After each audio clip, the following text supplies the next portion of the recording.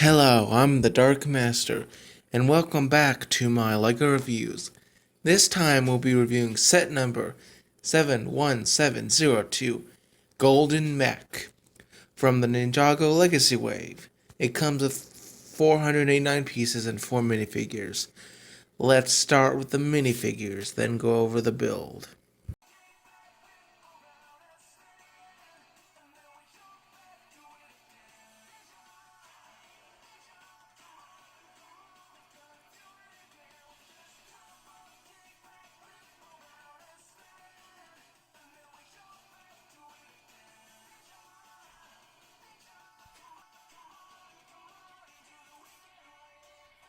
From left to right, there's Golden Lloyd, Sensei slash Master Wu, General Kozu, and a Stone Scout. Let's start with Lloyd.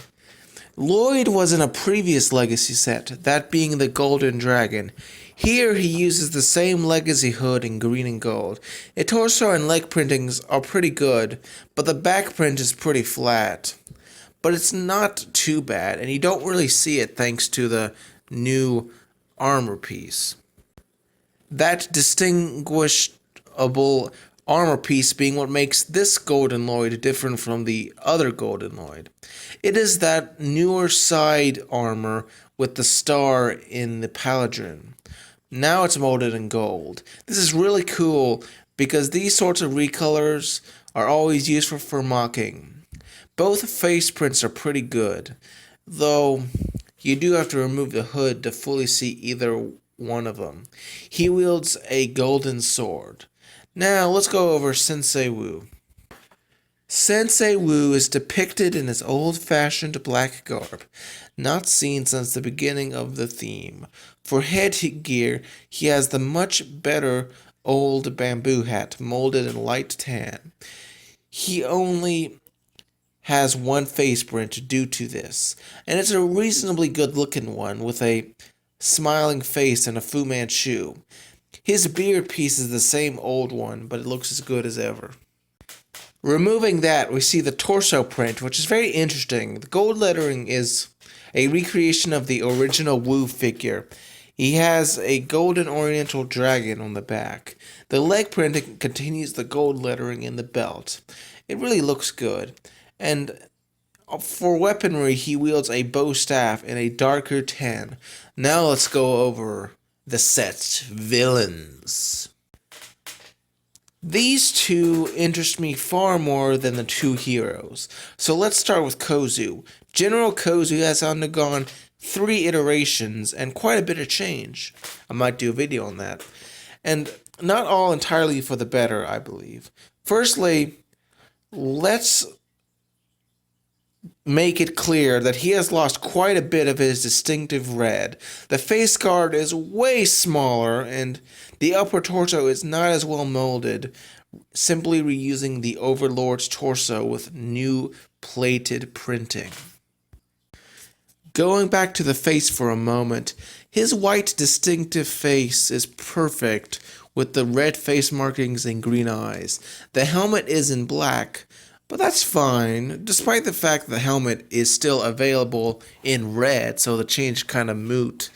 The face piece is probably the worst change for me. I mean, it just doesn't look like him anymore. It looks like a completely different character. Now, you could say that's a similar issue with the Stone Warrior in a previous Legacy set, but at least then I could understand, well, it's a grunt, maybe you want to make him sleek, but I don't know, I don't like the newer samurai face mask. It just looks just simple. It doesn't look the same, and it's just weird. It's one of those changes that doesn't need to be changed, but they do it anyway. Removing the torso, we see the primary torso.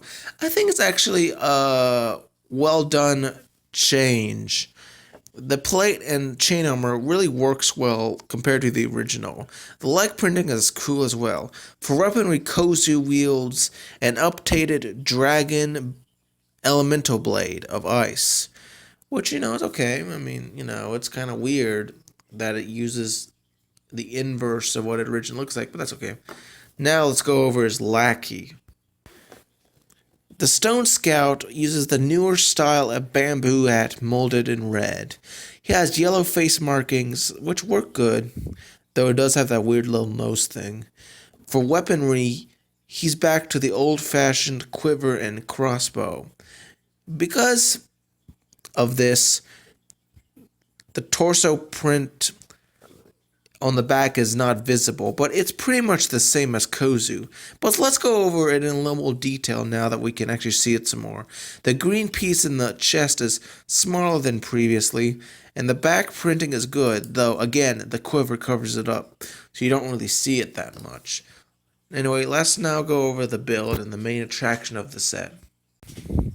The Golden Mech was formerly a part of a much larger set in the final battle wave. Now, I don't have that set, and as such, I can't really compare it. But I know it was much smaller, as it was part of a larger Temple of Light. Though, I will be trying to judge it on its own, because I don't have the original. Though I will bring it up in a little bit. So, anyway, here's the overall consensus. Starting with the feet, they serve their purpose well, with the shield pieces molded in white covering most of the gross internal parts. The back is pretty weak of the feet, but their articulation is amazing. Speaking of, let's go up to the legs, getting to the knees. The lower legs are well made. The use of stickers might be annoying to purists, and they are quite unneeded, but I don't really mind them. But the knees are amazing. They have articulation. Yeah, actual knee articulation. Now, granted, it's not to the same level as the original mechs way back in 2001, but to all you Lego apologists that spouted that Lego could not possibly make knees, you should apologize right now, because clearly they can. And this is what people like me have been saying. Lego are the creative geniuses of the world. If anyone can fix the problem that action figures have with knees, it's them. And this isn't an action figure, of course, but it's genuinely good. Now, granted, these knees are actually somewhat limited, but that's an understandable compromise, as the Lego group has struggled to have legs have knees at all. So in this case, it's fine. Oh yeah, the upper leg is also fine and intricate and well built. Not really much to say other than the inner part are kind of weak, and I think they could have been covered with like a plate or something. The torso and legs attach with the typical ratchet joints. The waist has an interesting shaping with the slope and hinge pieces. The torso has a hatch that helps provide good shaping, as well as cover up the connection points to the pair of two golden Fantoka blades that also contribute to the shaping of the torso. Though then again, this might be more to cover up the internal workings, but I always kind of think it's meant to be a hatch for Lloyd to climb up on. His two arms are identical but mirrored builds. The upper arms have a flap piece with stickers on it. There's also a circular piece as well with a circular sticker. Now these I really don't think were needed either, but hey, they're fine. There is a big difference, however, in compared to the original. You see, instead of 3 fingers, there's actually a full set of 5. Also, by the way, the lower arm is pretty good with the various pieces, though again, the stickers were not needed. The sword can be wielded in either hand, as it has an axle that keeps it in place. The build is pretty good. It's just basic. I don't really have much to say about the sword. You can put it on both hands. The fingers are the exo arms in gold. Going back to the torso, the side and back are pretty weak, but not really usually in sight. There is a big difference in the print of the hat, however. You see, in the original, it's pretty much just this golden sort of maze texture throughout the entirety of the hat. But here it has this really weird red circle that surrounds it. And honestly, I don't really like that. I think it just complicates the original texture that it worked really good.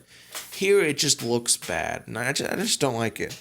It also has a much more built up hat, a little bit, because it uses this new style of the bamboo hat, which, that's okay. I think it works fine in this context.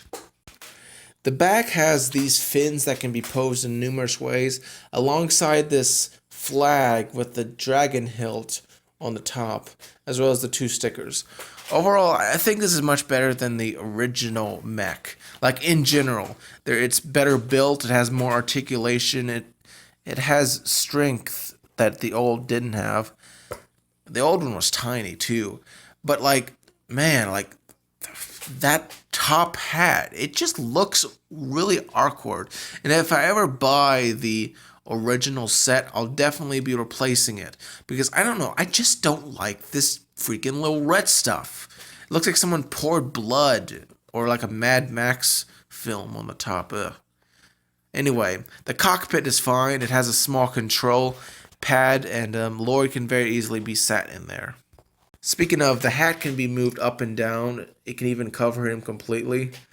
But I don't know. I prefer it to be at least somewhat, just like even, kind of like the original set, really. It's not really much for me to say on that. So overall, what are my thoughts on this set? Well, firstly, I think the Mech is fantastic. Sure, it has the hat problem and maybe a few too many stickers, but overall, it's a massive improvement from the original, with more articulation, just a better build overall. Wu and Lloyd are just fine reimaginings.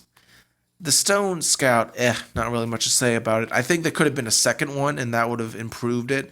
Yeah, I think just one more minifigure on the bad guy side would have made the minifigure selection perfect, because honestly, Kozu's figure is really bad. I mean, I like the fact that I get a Kozu.